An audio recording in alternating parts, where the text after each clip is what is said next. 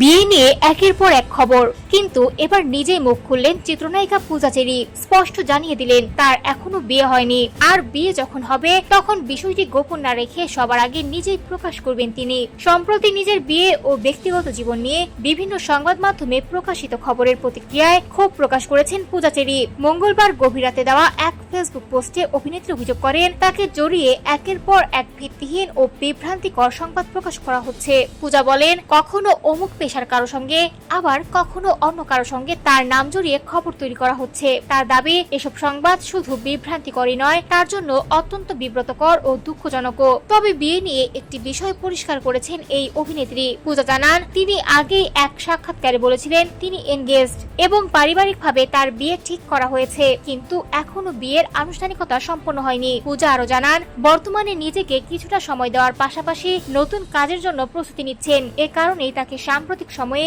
ক্যামেরার সামনে তুলনামূলক কম দেখা যাচ্ছে।